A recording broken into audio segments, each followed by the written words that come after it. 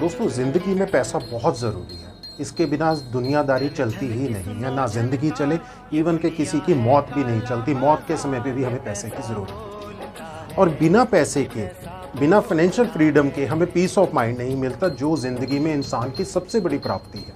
जिस इंसान के पास पीस ऑफ माइंड है, मुझे लगता है वो इस दुनिया का सबसे धनवान इंसान है। लेकिन ये फाइनेंशियल मैटर्स को हम डील नहीं कर पाते, उसकी प्रॉब्लम क्या है?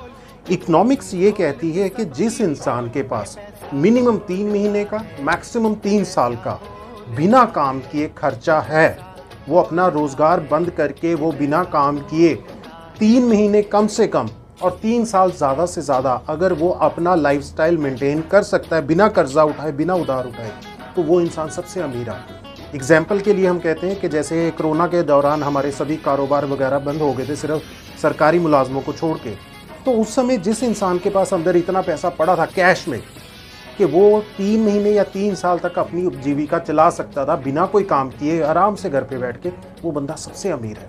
आपके पास करोड़ों रुपए की धन संपदा है, सोना है, ज़मीन है, जायदाद है, कोई फ़ायदा नहीं। इतना कैश आपके पास हमेशा आपके बजट में रहना चाहिए कि अगर कोई भी परमात्मा की तरफ से ऐसी अनहोनी हो जाती है या हम बीमार पड़ जाते हैं कि हम कुछ भी नहीं कर पाते, 3 महीने से लेकर 3 साल तक का खर्चा अगर आपके पास है, तो आप एक सफल इंसान हो और आपके पास फाइनेंशियल फ्रीडम है।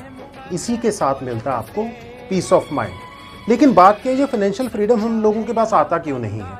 उसके कई कारण हैं। आज मैंने 1 लाख रुपया कमाया तो हम लोगों ने खर्चा करना वैसे ही शुरू कर देते हैं कि एक्चुअल में क्या होना चाहिए अकॉर्डिंग टू द इकोनॉमिक्स, कि अगर आपने आज 1 लाख रुपया कमाया है तो उसमें से फर्स्ट स्टेज पे ही 50,000 रुपये की सेविंग आपकी होनी ज़रूरी है।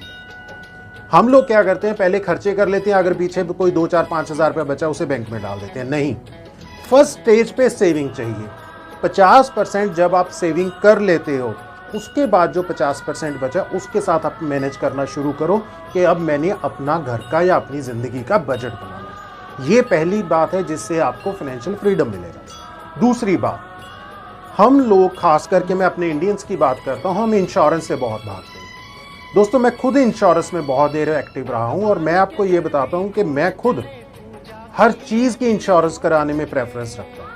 चाहे वो आपकी लाइफ की है, चाहे वो आपकी एक्सीडेंटल इंश्योरेंस है, चाहे आपकी मेडिकल इंश्योरेंस है, चाहे आपकी घर की इंश्योरेंस है, चाहे आपके लोन की इंश्योरेंस है, चाहे आपकी ज्वेलरी की इंश्योरेंस है, चाहे आपके गैजेट्स की इंश्योरेंस है। ये बहुत ज़रूरी है। ये आपको किसी भी अनएक्सपेक्टेड खर्चे से और किसी भी तरह के नुकसान से कवर करती है। अगर ज़िंदगी या चल रही है तो नुकसान होने के चांसेस हमेशा बने रहेंगे। तो उस नुकसान की भरपाई करने के लिए भी हमें कहीं ना कहीं एक बजट रखना पड़ेगा। तो आप करोड़ों रुपए का बजट रखने से अच्छा है कि सैकड़ों रुपए की या हज़ारों रुपए की इंश्योरेंस करके खुद को, अपने आप को सेव कीजिए। तो अगर ये 2 चीज़ें हम लेके चलते हैं जो मैंने आपको बताया, नंबर 1 कि आपको 50% सेविंग करनी है, नंबर 2 आपको अपनी मैक्सिमम हर चीज़ को इंश्योर्ड करके अपने आप को आने वाले अनएक्सपेक्टेड खर्चों से सिक्योर करना है, तो आपको फाइनेंशियल फ्रीडम भी मिलेगा, आपको पीस ऑफ माइंड भी मिलेगा और आपकी लाइफ में स्टेबिलिटी भी बनी रहेगी।